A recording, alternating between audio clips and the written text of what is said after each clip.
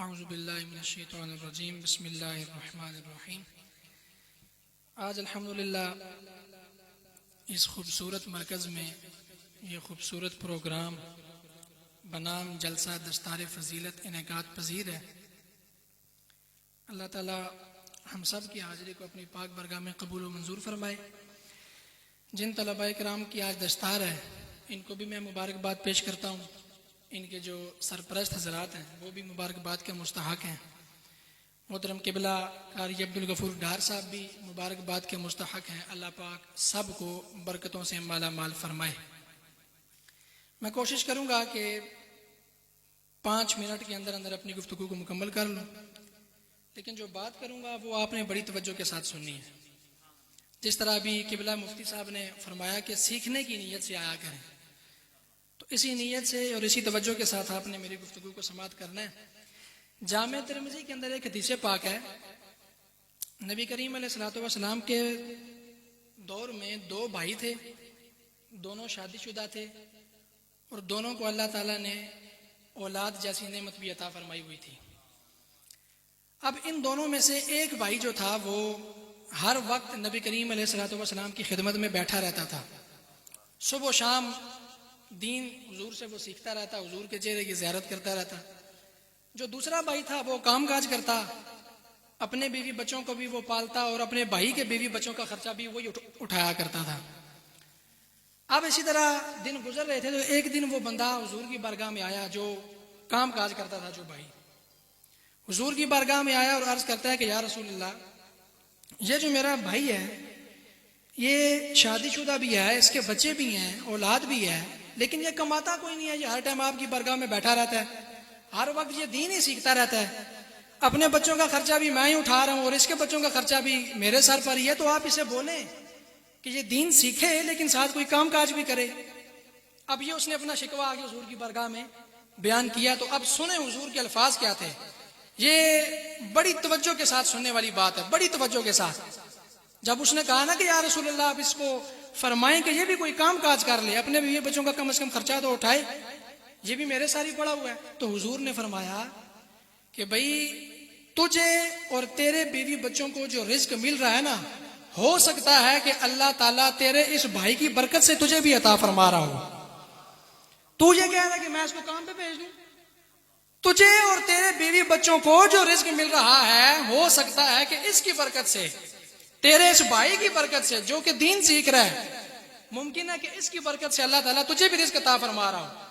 اب یہ بات بڑی توجہ کے ساتھ سننے والی ہے، چونکہ ہمارے معاشرے کے اندر ایک تعداد ہے لوگوں کی جو یہ بات کرتی ہے جی اگر مولوی بن گیا تو کھائے گا کہاں سے، مولوی بن گیا تو کمائے گا کہاں سے۔ یہ دین بیزار لوگ جو ہوتے ہیں نا، علماء سے بیزار اور دین سے بیزار جو طبقہ ہوتا ہے، یہ ان کی بات ہوتی ہے۔ اب آپ حضور کے اس فرمان پر اگر غور کریں نا تو اس کے اندر بڑی گہرائی ہے، بڑی گہرائی ہے اس کے اندر۔ تو یہ جو دین بیزار لوگ ہوتے ہیں یہ ان کی سوچ ہوتی ہے کہ اگر مولوی بن گیا تو کھائے گا کہاں سے، مولوی بن گیا تو رہے گا کہاں پہ، کمائے گا کہاں سے، کتنا کمائے گا۔ بھئی رزق کا ذمہ اللہ تعالیٰ نے لیا ہوا ہے، کافر کو بھی اللہ تعالیٰ رزق عطا فرماتا ہے، کافر کو بھی۔ تو یہ کیسے ممکن ہے کہ جو اس کا دین سیکھے، جو اس کا دین پڑھے، جو اس کی دین کی خدمت کرے اور مخلص ہو کر اس کے دین کی خدمت کرے، تو اس کو اللہ تعالیٰ کیسے لاچار چھوڑ سکتا ہے۔ یہ صرف دین بیزار جو لوگ ہوتے ہیں جن کا دین سے دور دور تک کوئی تعلق نہیں ہوتا، علماء سے بیزار، یہ ان لوگوں کی سوچ ہوتی ہے۔ مسلمان کی شان یہ ہے، قرآن پاک میں ایمان والوں کی جو صفات بیان ہوئی ہیں، توجہ چاہوں گا آپ حضرات کی، ایمان والوں کی جو صفات قرآن مجید کے اندر بیان ہوئی ہیں ان میں ایک یہ بھی ہے، اللہ فرماتا ہے وَعَلَىٰ رَبِّهِمْ يَتَوَكَّلُونَ، ایمان والے اپنے رب پر بھروسہ کرتے ہیں، ان کو صرف دنیاوی زندگی سے لگاؤ نہیں ہوتا، وہ اپنے رب کی ذات پر بھروسہ کرتے ہیں، اپنے رب پر توکل کرتے ہیں۔ ہمارا توکل بڑا کمزور ہو چکا ہے، یہ توکل کے کمزور ہونے کی علامت ہے یہ بات کرنا کہ مولوی بن گیا تو کمائے گا کہاں سے، مولوی بن گیا تو کھائے گا کہاں سے۔ ہم سارے مولوی نہیں ہیں آپ کے سامنے، الحمدللہ اچھا کھاتے ہیں، اچھے مکان میں رہتے ہیں اور بہت اچھا پہنتے ہیں، الحمدللہ کئیوں سے اچھا کھاتے پیتے ہیں۔ تو جو مخلص ہو کر دین پڑھے، دین کی خدمت کرے، اللہ تعالیٰ اسے کبھی بھی ذلیل و رسوا نہیں کرتا، اللہ اسے بھی دین کی برکت سے عزتیں عطا فرماتا ہے۔